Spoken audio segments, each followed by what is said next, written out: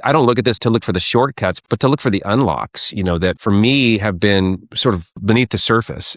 Welcome to Jesus in the Upper Left, where we're talking about gospel multiplication in the Pacific Northwest.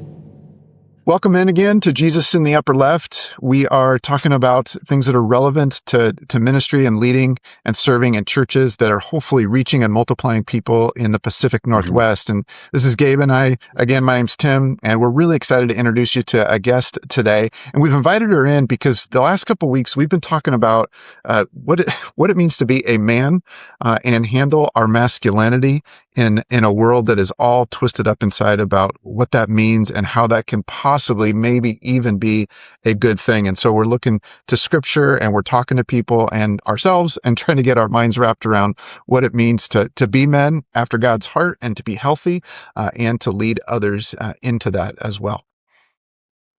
Yeah, I'm excited to be in this conversation, and particularly today to have Nancy joining us because Nancy Castile is with us, and she's a psychologist and coach, friends of our family, and also just been so helpful in helping to unpack things in the ministry that we're in at Westside Community Church. But something that makes me excited about looking a little deeper behind the curtain and kind of the psychology of, masculinity, spiritual leadership. I grew up in a setting where there were some obstacles to overcome in regard to all of this, and sort of re-scripting from my family tree, etc. I think there's been some delays, and so I don't look at this to look for the shortcuts, but to look for the unlocks, that might be for me have been sort of beneath the surface. And so I always look at these opportunities as really great moments for light bulbs to go off for me. And I think we're all going to sense some permission and some insight here. So I'm really excited about that. So Nancy, thank you so much for joining us. We're looking forward to unpacking this with you. Nice to be here. I've had a few day passes to man school, so I'm really looking forward to talking to you about men.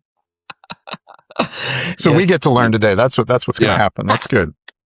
Yeah. So we've kind of titled this "Psychological Barriers for Men and Spiritual Leadership," and I'm sure we've got more questions queued up than we could possibly get to.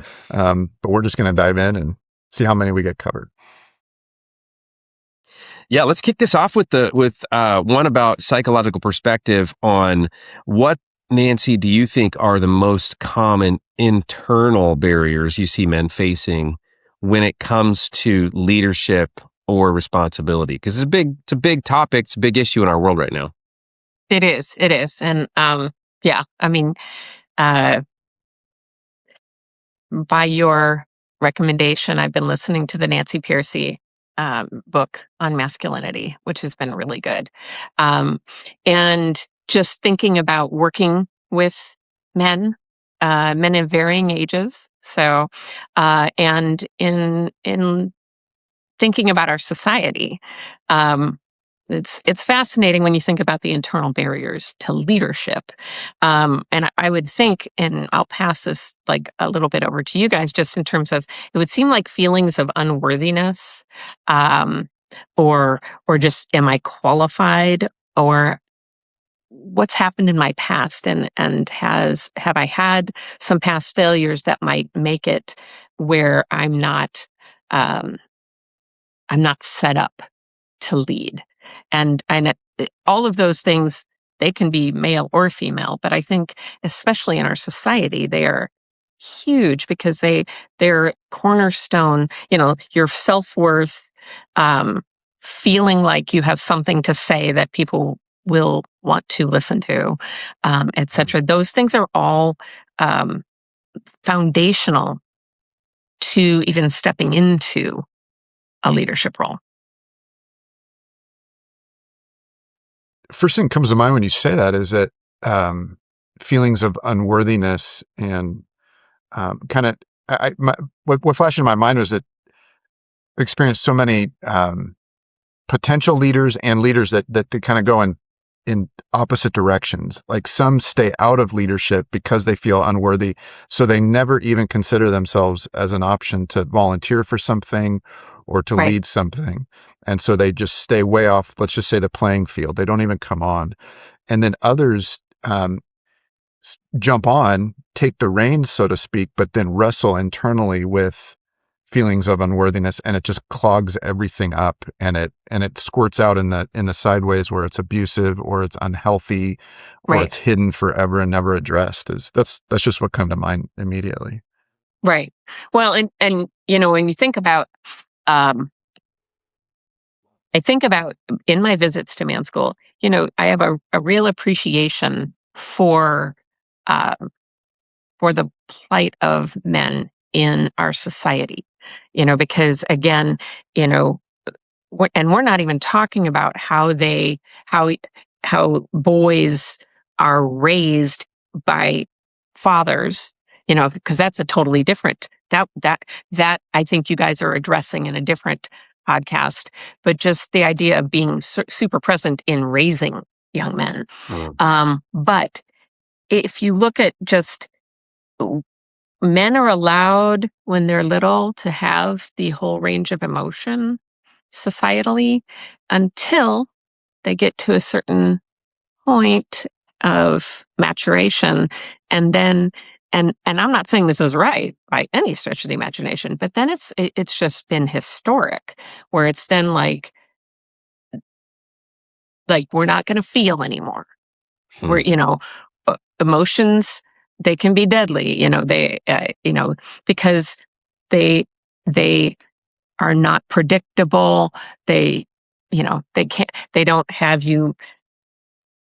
If you think about like Piercy's idea of real men, you know, that's not in the real man kind of vernacular to be a really self-aware emotional being.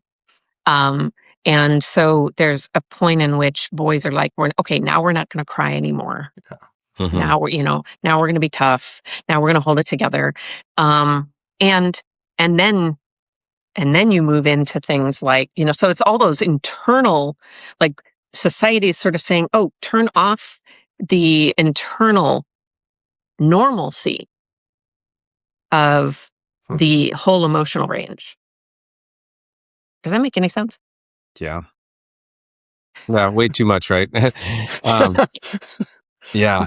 I I uh, I think that the cultural, caricature then of what manhood or even male leadership should look like is, for me, has been a tripping hazard because of that. Because you look at it, you're like, well, how do you reconcile the feelings that you have on the inside, or even some of the instincts or intuition sometimes with that?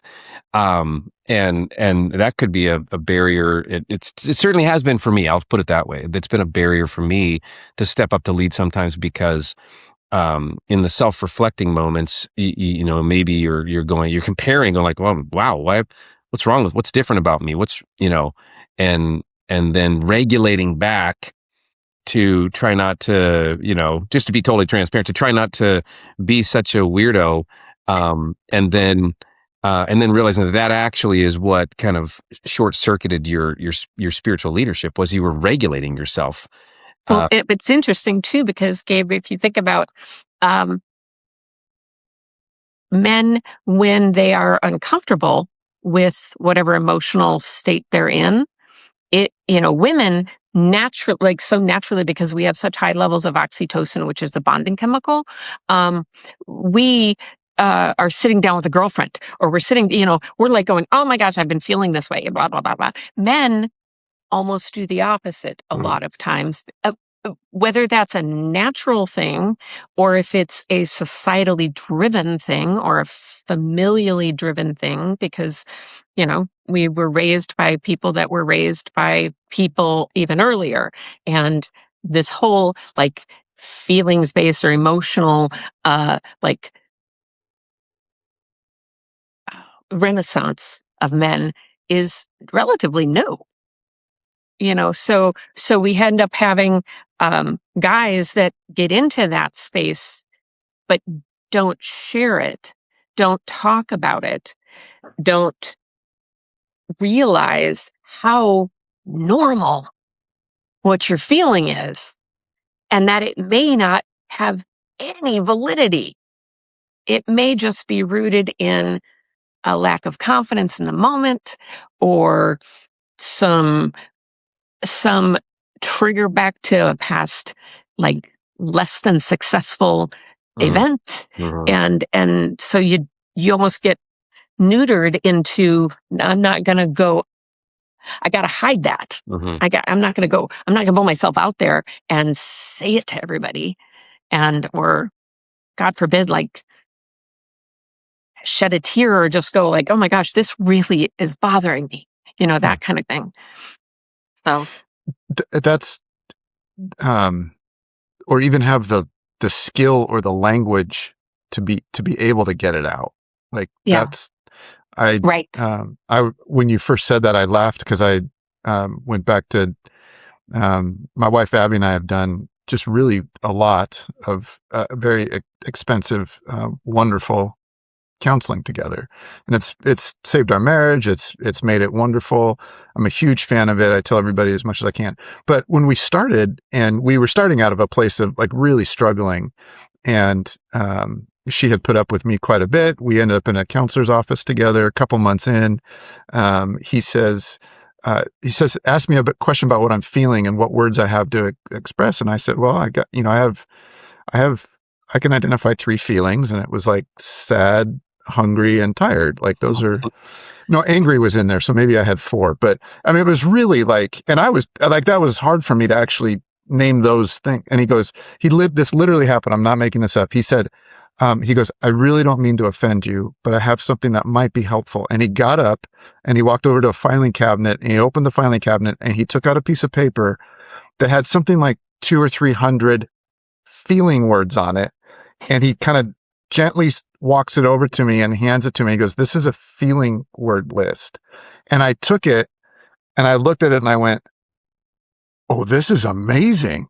I think I feel that. I think, like, I literally didn't have the You words. didn't I have the, couldn't, yeah, I needed you, it in front of me. And it was like this almost embarrassingly like rudimentary. Hmm. I have to learn how to have the words and the language and the skill to even be able to identify what's going on. And I just didn't, I wasn't good at it. And well, we just had the Super Bowl. So, when you're thinking about this, like, whole guy, now, I love football. So, it's not just a guy thing, but, um, yes. but we just had this, whole, like, modicum of masculinity, or Hmm. whatever, this event. And you're right. I mean, society, again, do we teach that language to our young men who then become older men? Hmm. um, and as you're dealing with adolescence and moving into young adulthood and stuff, are you open to the language that you might be exposed to?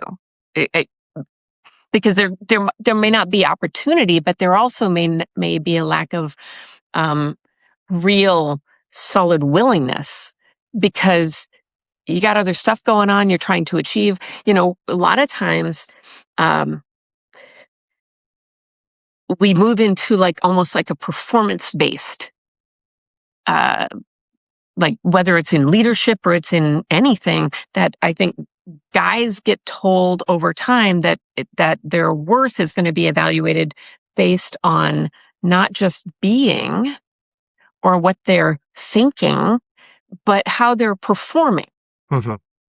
And if we really think about, like, early development, I mean, we were never meant to sit in desks. We were meant to be moving constantly. Our brains were evolved to be moving, in motion, and doing physical things. And then we put boys and girls in school, which feeds the female brain way more than it feeds the young male brain. And so you're just you're kind of getting a setup that doesn't necessarily speak to the development of let's just sit and think about how you're feeling right now. It's what how are you performing? What are you doing, a sport? Like, Mhm. what'd you get on that test? All that kind of stuff. And so it's not, it doesn't naturally go into a, um where is your spiritual foundation right now? How are you having that? Like, how are you dealing with shame that you carry so that you can lead wholeheartedly?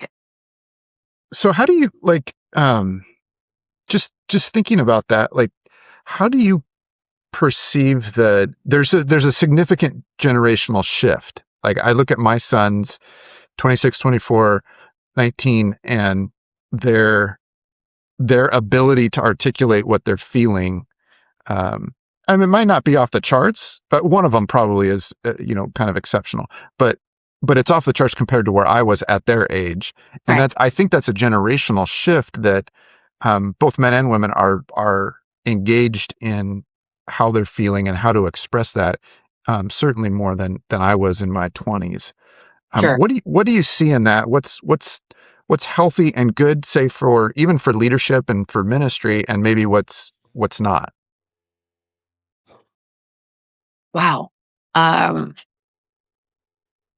as far as what's good for leadership, spiritual leadership, um, you know, I don't know that I'm worthy to answer that question. Um, I feel like um, if we think about men, I mean, I was saying this to you guys before we got on the podcast. If I think about the struggles that men have um, in our society, I mean, some of them, some of them, I always want the men that I work with to understand that a you were your brains evolved to be singularly focused. You were on the Serengeti getting lunch. If you weren't singularly focused, you were lunch. While women were back at the cave doing everything else, whatever. And so you come into adulthood, leadership roles, being parents, et cetera, needing to be aware that that is something which is a part of me. It's not a fault. I trust me, I work with couples, and when I hear wives will say like, come on, I need you to do 400 things at once. And I'm like, that's not how they're wired. It's just not how they're wired. And so holding that in a space, understanding the same thing that drives sex drives anger, and that's testosterone. And testosterone is also something which is great because it heightens the ability to perceive danger um, appropriately and react. But it can also be something that impacts the ability to um, calm and recognize emotions in others. Like, so an emotional recognition, that's really Hmm. valid and important in life. Hmm. And to regulate that emotional experience when you're on overdrive. You were created to be this way. There's nothing wrong with it. Society has said some things are wrong with it, but I think that's gotten, Hmm. um, that's given men in many ways a bad rap. Okay. It's more understanding our differences so we can appreciate how we come into things together. Hmm. Um, so I don't know that I answered your question, Well, but I think one thing that you did, Nancy, and it's subtle, but I think you are calling out a couple things. One is the emotional awareness and recognition, and then regulation. Obviously, that's a huge thing. Like us as men, if we want to be spiritual leaders, we have to admit we need to grow in that yeah. always. It's part of just being a good human. It's part of it's part of being able to lead in all the nuanced situations that are gonna come across our paths. But the other thing that I think becomes obvious here is that there must be an interdependence between male and female leadership in order for there to be a good ecosystem and balance. And Absolutely. so where you go, okay, so that means then that one masculine way of solving a problem isn't the whole solution or isn't the MO that always works. So where do you then learn to go put the brakes on that? Because while it's not wrong to be masculine, it's not wrong to have testosterone, it's always not the appropriate thing for the moment, right? So give us some guidance on recognizing and then adapting. And, how do we do that in those moments that feel like that we are on the Serengeti, we are in a battle? It's like life or Yeah. death. It Yeah. gets so intense sometimes. Well, those of you who know my husband, Matt Castile, who's the Aloha High School principal, one of his favorite things, he was 30 years in the Army, and he likes to say that he is not a fan of emotion and that he really has no time or place for it. And I'm always, that's funny to marry a psychologist then. That's Um, hilarious. and I just call him my longitudinal study. Um, but, Well done. but, Well done. That's good. but, Love that. but it's important to just recognize, men or women, we all are human and we all experience the full range of emotion. Whether or not we're comfortable with it, whether or not we were raised to embrace all of it, or even recognize it, we have it all.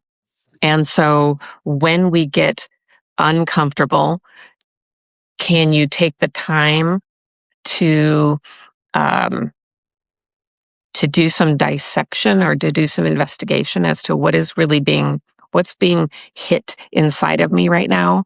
What's causing a defensive posture and or an anger or a retreat? What is behind what's happening in me at this moment?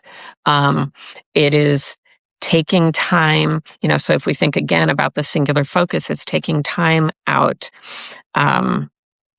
to, if like, if everything is trying to get to equilibrium, if homeostasis runs everything, in this planet and internally and everything, if we're all just trying to get to balance, then when we are out of balance, what do we need to do in that moment to find our equilibrium before we go into the next thing?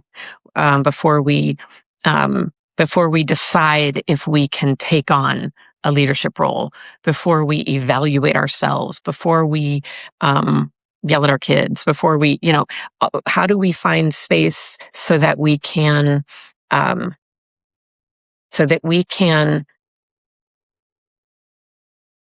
give ourselves the best shot at understanding our emotional life and putting our most thoughtful perspective into how we move from there. Because again, most of the time in my work, I find that people there are valid concerns that people have.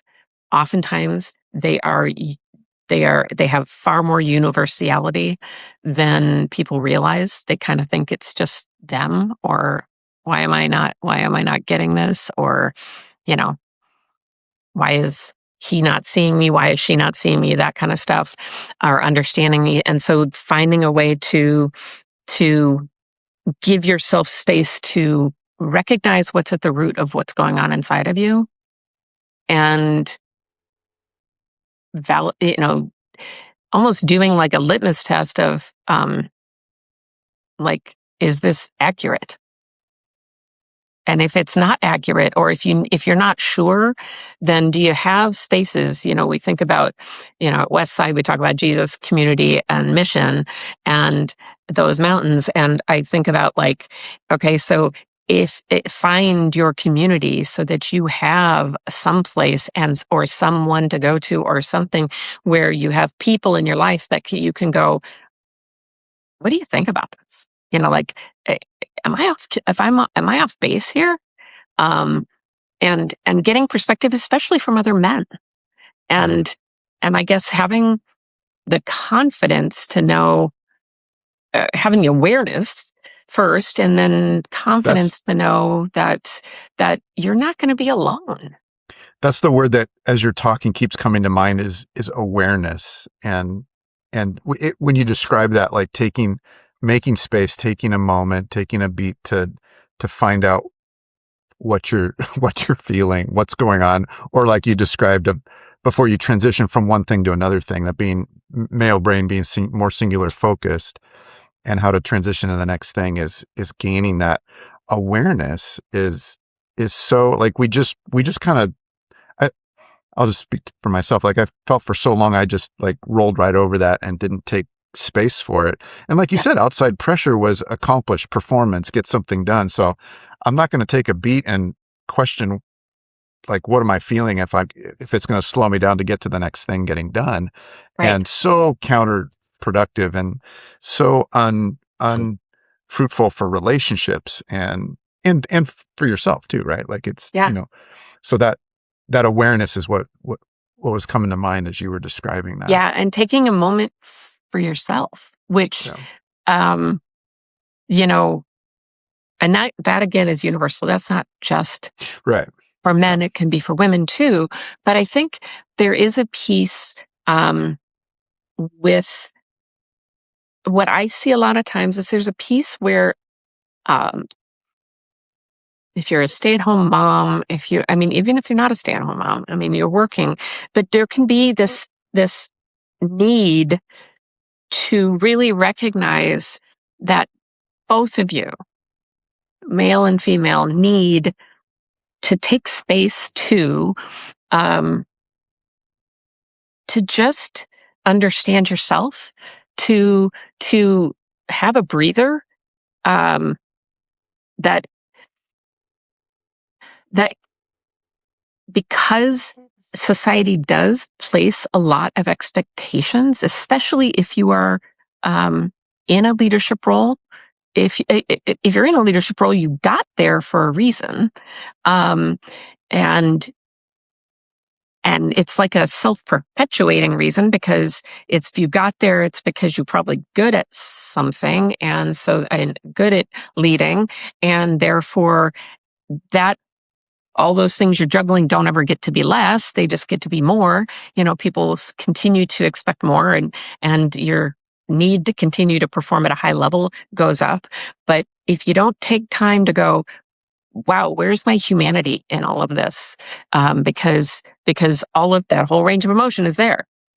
It's going to be there, and it's going to come out somehow. And I always say, like, those emotions it comes out sideways if you don't take the time, if you don't preserve the time to do some qualitative, whether it's thinking. I mean, it could be thinking while you're running. It could be, it's taking time, um, to get good sleep. It's taking time to have, um, companionship with other guys. It's taking time to have, um, quiet time with your spouse or other significant others in your life, so that you're creating balance, um, where otherwise you would just be kind of going, and then somebody else is going, hey, well, but what about the toilet's still not working after you've worked a really long day, and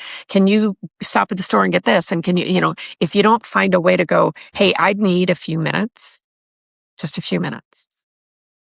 Um, so the other interesting point that I could bring up, and Gabe, I think you and I've talked about this before.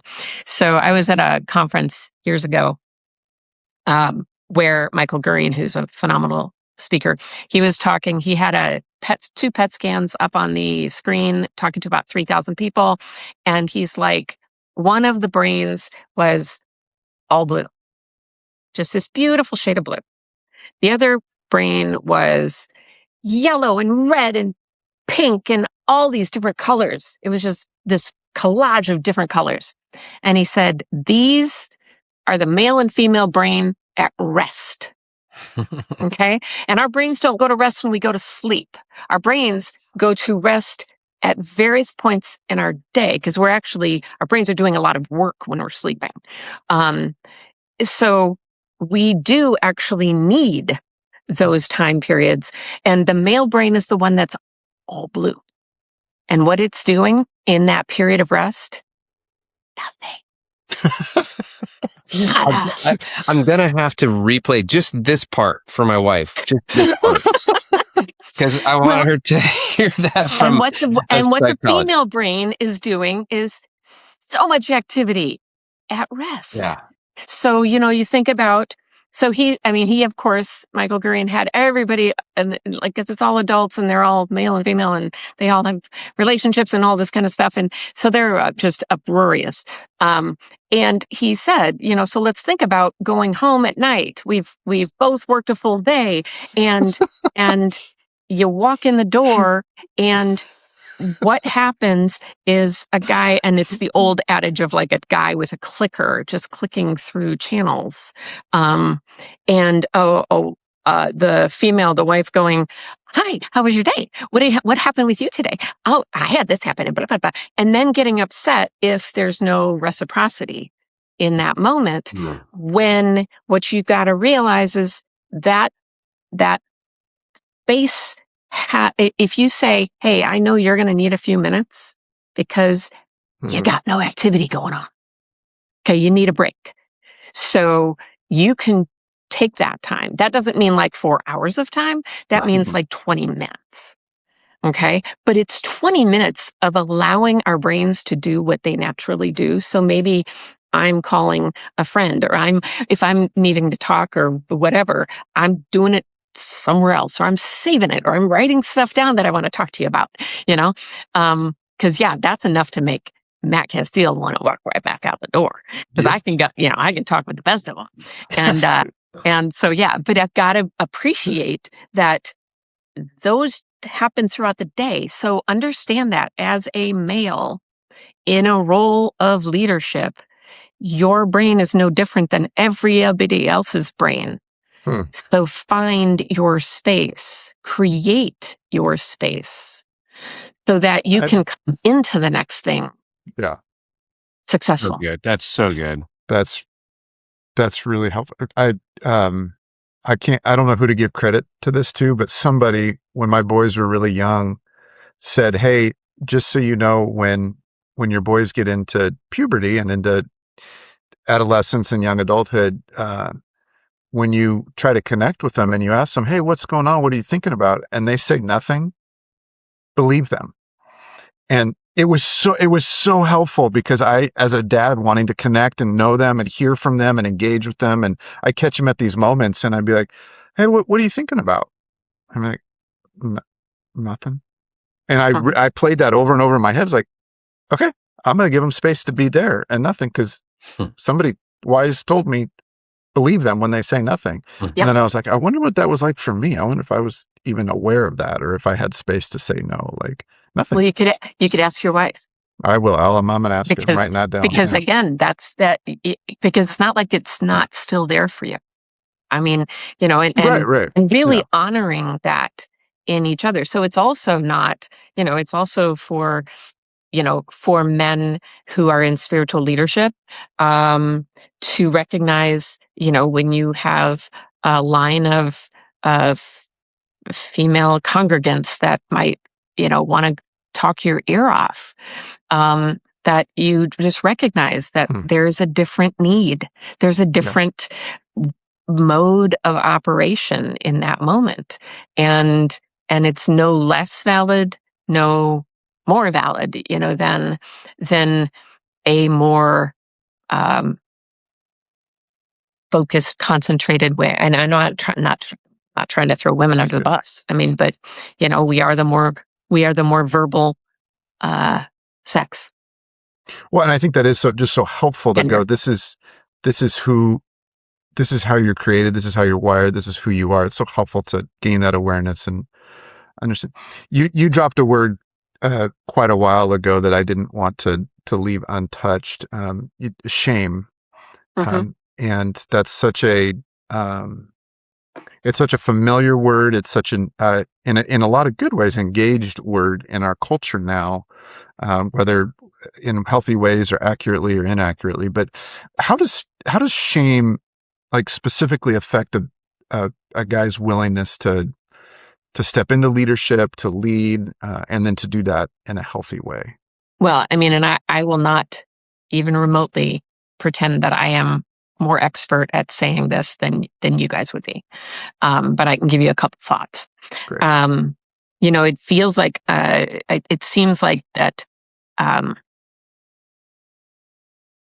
that it. I mean, it definitely is tied into um, triggers like of inadequacy. You know, fear of exposure if you're going to step up and step out. Um, Being more vulnerable. Um, uh, it can be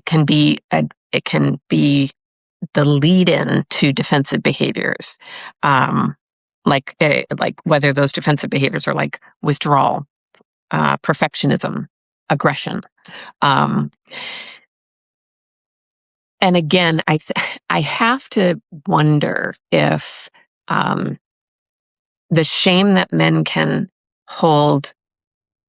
Um, I mean, there's reasons that can be very male that we don't necessarily have to talk about today. Whether that's um, testosterone driven stuff.